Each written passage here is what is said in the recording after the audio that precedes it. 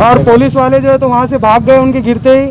और मैं जब पहुँचा तो पुलिस वाले वहाँ से भाग रहे थे, टू व्हीलर पे, कोई पैदल भाग रहा था। मैंने उनको उठाया ऑटो में और ऑटो में उनकी डेथ हो गई। और क्या आज तक तो वो गिर गया बेचारा, उसको रिक्शा में डाल के लेके चले गए। और जो है तो हमने ये पीआई साहब को भी बहुत बार बोले हुए कि आपके लोग सिर्फ मुस्लिम महल्ले में ही कार्रवाई कर रहे हैं, गरीब लोगों को, दलितों को भी तकलीफ दे रहे हैं, मुसलमानों को भी तकलीफ दे रहे हैं, क्यों साहब दूसरे महल्ले नहीं दिखते क्या तुमको? बोले तुम जातिवाद की बात कर रहे।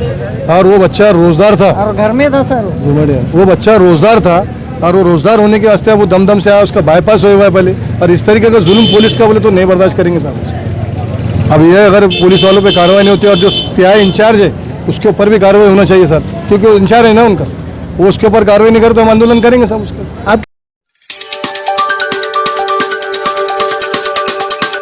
क्या हुआ था, क्या प्रकरण हुआ?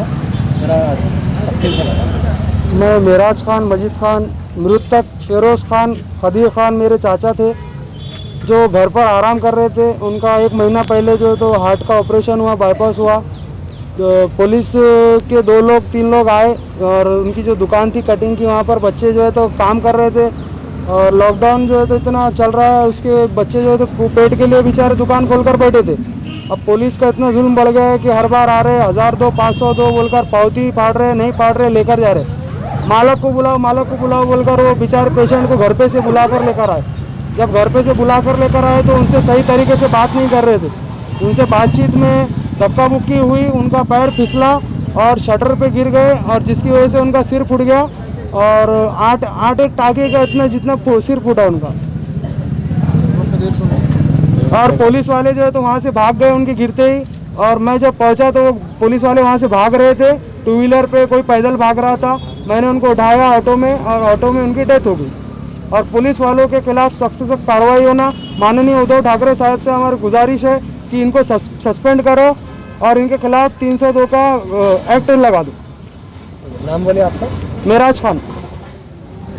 आप देख रहे हैं औरंगाबाद अपडेट, सैयद इस्माइल हुसैन के साथ।